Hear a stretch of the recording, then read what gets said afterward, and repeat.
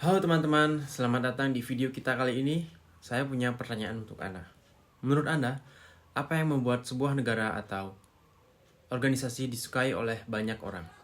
Apakah karena kekuatan militernya, atau karena uangnya? Nah, menariknya, di era sekarang, jawaban yang benar bukan hanya itu. Ada sesuatu yang lebih halus, tapi jauh lebih kuat. Kita menyebutnya soft power. Dan ternyata kekuatan ini tidak berdiri sendiri. Ia membutuhkan pondasi yang kokoh, yaitu social capital atau modal sosial. Di video kita kali ini akan membahas secara mendalam mulai dari apa itu social capital dan soft power.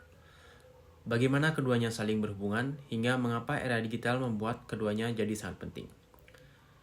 Tidak ketinggalan, kita akan lihat contoh nyata seperti Korean Wave dan Cool Japan yang mengubah peta pengaruh global. Siap? Yuk kita mulai. Dulu kita bicara tentang kekuatan. Yang terlintas di pikiran kita adalah hard power. Kekuatan militer, ekonomi, sanksi, bahkan ancaman.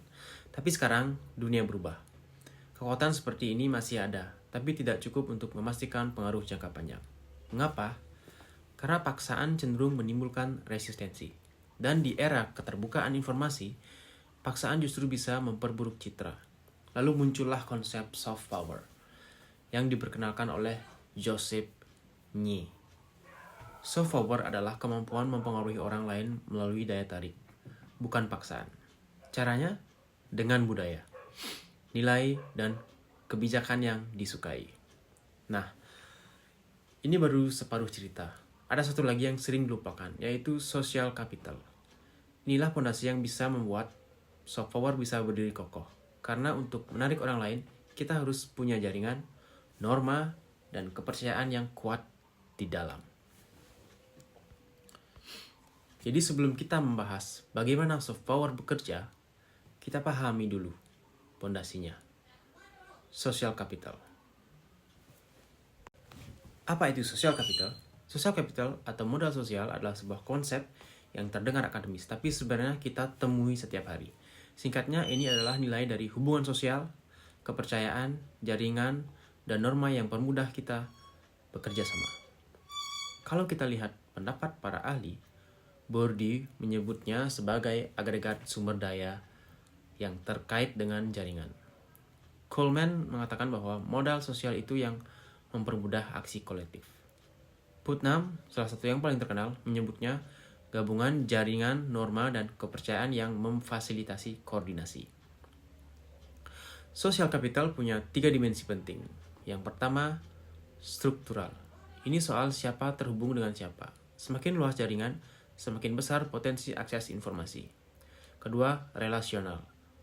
Kualitas hubungan. Apakah ada kepercayaan? Apakah ada norma, timbal balik? Ketiga, kognitif. Nilai dan pemahaman bersama yang membuat kerjasama lebih mudah. Jenisnya juga beragam. Pertama ada bonding, mengikat kelompok yang homogen seperti keluarga. Kedua ada bridging, menjembatani kelompok berbeda misalnya antar komunitas. Ketiga ada linking, menghubungkan masyarakat dengan institusi yang punya kekuasaan. Contoh nyata adalah penelitian Daniel Aldrich tentang tsunami di Jepang. Komunitas dengan social capital tinggi lebih cepat pulih karena mereka saling mendukung. Itu bukti bahwa modal sosial bukan berarti teori kosong, tapi kekuatan nyata. Oke, kita sudah punya pondasinya, yaitu mengenai social capital. Sekarang, bagaimana dengan kekuatan yang mempengaruhi dunia luar? Nah, mari kita bahas tentang soft power. Apa itu soft power? Soft power adalah kekuatan yang tidak memaksa. Kalau hard power itu seperti berkata, kalau kamu tidak ikut saya hukum kamu. Nah, itu hard power. Nah, kalau soft power, kalau kamu ikut saya, kamu akan suka. Terdengar lebih asik kan, lebih menarik gitu. Joseph Nye menjelaskan ada 3 sumber utama soft power, yaitu budaya. Kalau budaya kita menarik dan disukai orang lain, pasti orang akan suka.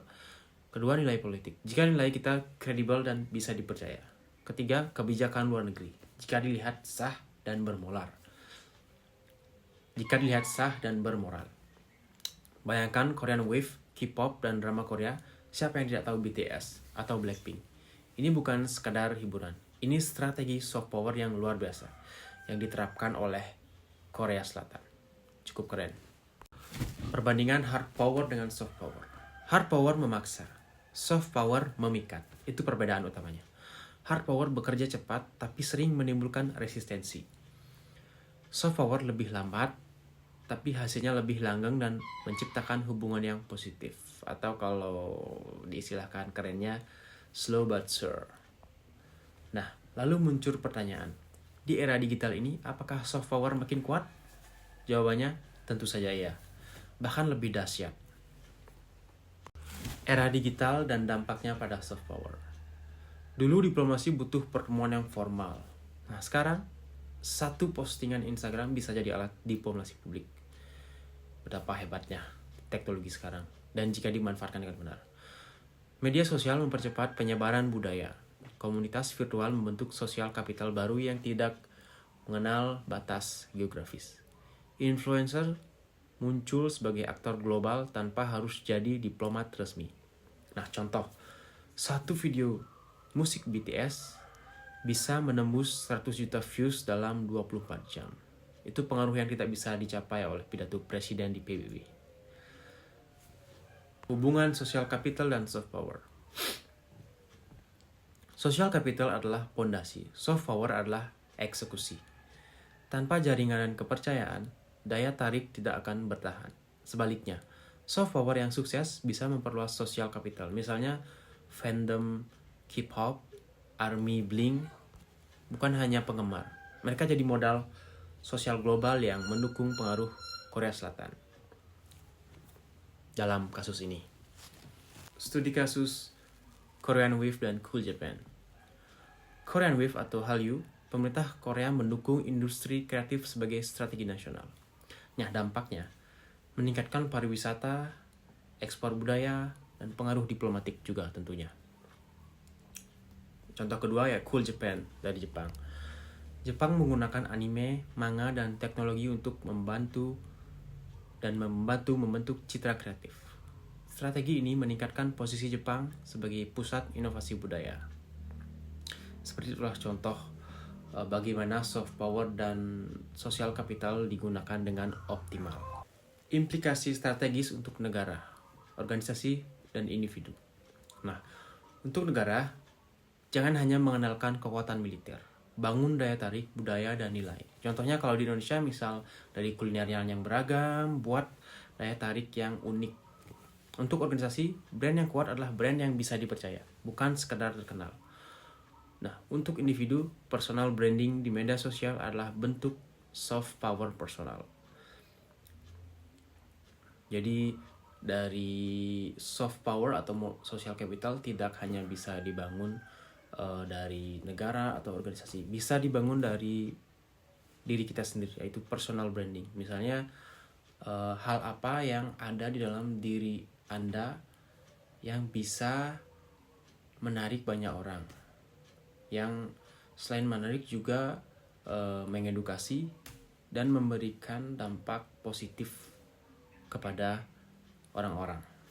Itu awal mula atau indikator yang bisa terkan Anda untuk menerapkan soft power. Nah, jadi teman-teman, social capital dan soft power itu sangat berguna. Terlebih jika teman-teman sekalian tidak memiliki kapital di bidang lain, misalnya kapital di bidang kekayaan, kapital di bidang relasi, kapital di bidang lainnya, Anda bisa memaksimalkan diri di bidang sosial, yaitu social capital ini, dan soft power. Soft power bisa dibangun pelan-pelan dari value dari diri Anda yang bisa dijadikan sebagai senjata dalam tanda kutip. Misalnya jika Anda mempunyai habit yang baik, yang bisa menarik orang, misalnya lari atau kebiasaan positif lainnya seperti rajin berolahraga. Nah, kita bisa fokus di satu habit itu untuk menjadi daya tarik. Kita mulai bisa posting tentang jam berapa Anda bangun untuk lari, terus rutenya kemana aja, dan berapa kalori yang Anda bakar, berapa berat badan yang turun, dan betapa sehatnya Anda. Itu akan memunculkan daya tarik. Pertama, value, yaitu orang-orang akan melihat value diri Anda itu layak untuk ditiru. Jadi mereka akan suka. Nah, tanpa sadar mereka sudah terjerat dengan soft power Anda.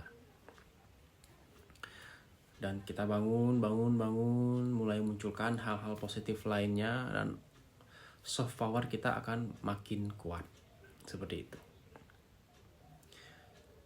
Dengan soft power yang meningkat, social capital juga akan tinggi. Dua hal ini sangat berkaitan. Jadi, dan jika Anda mempunyai social capital, itu setara dengan Anda mempunyai kapital di kekayaan lainnya. Jadi sama pentingnya dengan kapital-kapital lainnya. Anda bisa saja tidak mempunyai tanah, aset, atau investasi lainnya, tapi jika Anda mempunyai social capital yang sangat besar, gitu, Anda bisa saja menghubungi dari komunitas Anda atau dari orang yang terjerat soft power dan social capital Anda untuk membantu Anda. Maka tanpa canggung, tanpa ada enggan, orang di komunitas Anda akan dengan senang hati membantu Anda. Walaupun tanpa Anda mempunyai capital gain atau capital dalam kekayaan. Seperti itu. Jadi social capital itu sangat penting. Kesimpulannya, social capital adalah fondasi internal. Soft power adalah alat daya tarik eksternal. Era digital memperkuat keduanya. Siapa yang menguasai keduanya akan memimpin pengaruh di masa depan. Jadi, mulailah dari dirimu sendiri. Berikut adalah sumber referensi saya dalam menyusun video ini.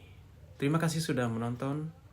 Jika video ini bermanfaat, jangan lupa like, share, and tinggalkan komentar Anda. Terima kasih.